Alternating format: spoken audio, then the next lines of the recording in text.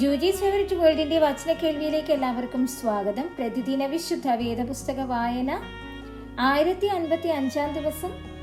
അപ്പോസ്തലനായ പൗലോസ് റോമർക്ക് എഴുതിയ ലേഖനം 11 അധ്യായം.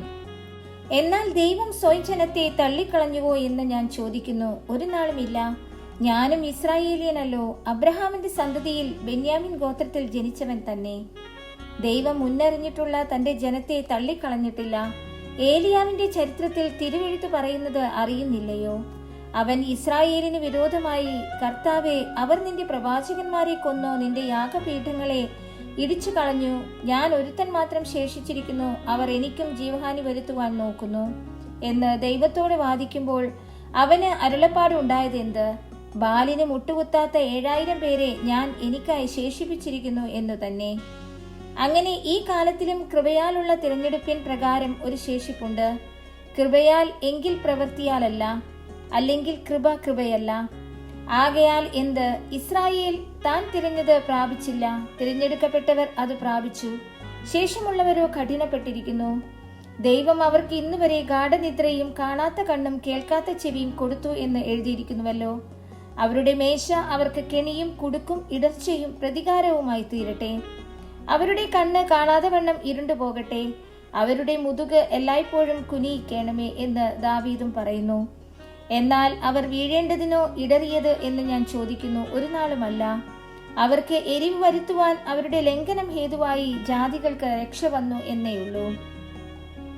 എന്നാൽ അവരുടെ ലംഘനം ലോകത്തിന് ധനവും അവരുടെ നഷ്ടം ജാതികൾക്ക് സമ്പത്തും വരുവാൻ കാരണമായി എങ്കിൽ അവരുടെ യഥാസ്ഥാനം എത്ര അധികം. എന്നാൽ ജാതികളായ നിങ്ങളോട് ഞാൻ പറയുന്നത്, ജാതികളുടെ അപ്പോസ്തലനായിരിക്കയാൽ ഞാൻ എൻ്റെ സ്വജാതിക്കാർക്ക് വല്ല വിധേനയും സ്പർദ്ധ ജനിപ്പിച്ചു. അവരിൽ ചിലരെ രക്ഷിക്കാമെങ്കിലോ എന്ന് വെച്ചു തന്നെ ഞാൻ എൻ്റെ ശുശ്രൂഷയെ പുകഴ്ത്തുന്നു.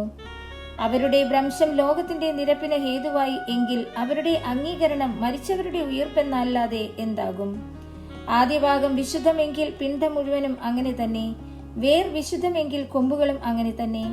കൊമ്പുകളിൽ ചിലത് ഒടിച്ചിട്ട് കാട്ടൊലിവായ നിന്നെ അവയുടെ ഇടയിൽ ഒട്ടിച്ചു ചേർത്ത് ഒലിവ് മരത്തിന്റെ ഫലപ്രദമായ വേരിന് പങ്കാളിയായി തീർന്നു എങ്കിലോ? കൊമ്പുകളുടെ നേരെ പ്രശംസിക്കരുത്. പ്രശംസിക്കുന്നുവെങ്കിൽ നീ വേരിനെയല്ല, വേർ നിന്നെ എത്ര ചുമക്കുന്നു എന്ന് ഓർക്കാം. എന്നാൽ എന്നെ ഒട്ടിക്കേണ്ടതിന് കൊമ്പുകളെ ഒടിച്ചു കളഞ്ഞു എന്ന് നീ പറയും. ശരി, അവിശ്വാസത്താൽ അവ ഒടിഞ്ഞുപോയി.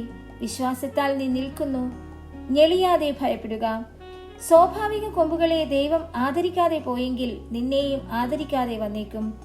ആകയാൽ ദൈവത്തിന്റെ ദയയും ഖണ്ഡിതവും കാണുക. വീണവരിൽ ദൈവത്തിന്റെ ഖണ്ഡിതവും, നിന്നിലോ നീ ദയയിൽ നിലനിന്നാൽ ദയയും തന്നെ, അല്ലെങ്കിൽ നീയും ഛേദിക്കപ്പെടും.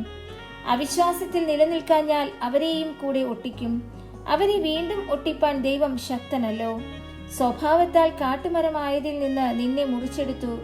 സ്വഭാവത്തിന് വിരോധമായി നല്ല ഒലിവ് മരത്തിൽ ഒട്ടിച്ചുവെങ്കിൽ സ്വാഭാവിക കൊമ്പുകളായവരെ സ്വന്തമായ ഒലിവ് മരത്തിൽ എത്ര അധികമായി ഒട്ടിക്കും. സഹോദരന്മാരെ, നിങ്ങൾ ബുദ്ധിമാന്മാരെന്ന് നിങ്ങൾക്ക് തന്നെ തോന്നാതിരിപ്പാൻ ഈ രഹസ്യം അറിയാതിരിക്കരുത് എന്ന് ഞാൻ ആഗ്രഹിക്കുന്നു. ജാതികളുടെ പൂർണ്ണസംഖ്യ ചേരുവോളം ഇസ്രായേലിന് അംശമായി കാഠിന്യം ഭവിച്ചിരിക്കുന്നു. ഇങ്ങനെ ഇസ്രായേൽ മുഴുവനും രക്ഷിക്കപ്പെടും. വിടുവിക്കുന്നവൻ സിയോനിൽ നിന്ന് വരും. അവൻ യാക്കോബിൽ നിന്ന് അഭക്തിയെ മാറ്റും. ഞാൻ അവരുടെ പാപങ്ങളെ നീക്കുമ്പോൾ ഇത് ഞാൻ അവരോട് ചെയ്യുന്ന നിയമം എന്ന് എഴുതിയിരിക്കുന്നുവല്ലോ. സുവിശേഷം സംബന്ധിച്ച് അവർ നിങ്ങൾ നിമിത്തം ശത്രുക്കൾ, തിരഞ്ഞെടുപ്പ് സംബന്ധിച്ചോ പിതാക്കന്മാർ നിമിത്തം പ്രിയന്മാർ. ദൈവം തന്റെ കൃപാവരങ്ങളെയും വിളിയെയും കുറിച്ച് അനുതപിക്കുന്നില്ലല്ലോ. നിങ്ങൾ മുൻപേ ദൈവത്തെ അനുസരിക്കാതിരുന്നിട്ട് അവരുടെ അനുസരണക്കേടിനാൽ ഇപ്പോൾ കരുണ ലഭിച്ചതുപോലെ നിങ്ങൾക്ക് ലഭിച്ച കരുണയാൽ അവർക്ക് കരുണ ലഭിക്കേണ്ടതിന് അവരും ഇപ്പോൾ അനുസരിക്കാതിരിക്കുന്നു. ദൈവം എല്ലാവരോടും കരുണ ചെയ്യേണ്ടതിന് എല്ലാവരെയും അനുസരണക്കേടിൽ അടച്ചു കളഞ്ഞു. ദൈവത്തിന്റെ ധനം, ജ്ഞാനം, അറിവ് എന്നിവയുടെ ആഴമേ, അവന്റെ ന്യായവിധികൾ എത്ര അപ്രമേയവും അവന്റെ വഴികൾ എത്ര അഗോചരവും ആകുന്നു. കർത്താവിന്റെ മനസ്സ് അറിഞ്ഞവനാർ? അവന് മന്ത്രിയായിരുന്നവനാർ? അവന് വല്ലതും മുൻപേ കൊടുത്തിട്ട് പ്രതിഫലം വാങ്ങുന്നവനാർ? സകലവും അവനിൽ നിന്നും അവനാലും അവങ്കലേക്കും ആകുന്നുവല്ലോ. അവന് എന്നേക്കും മഹത്വം. ആമേൻ.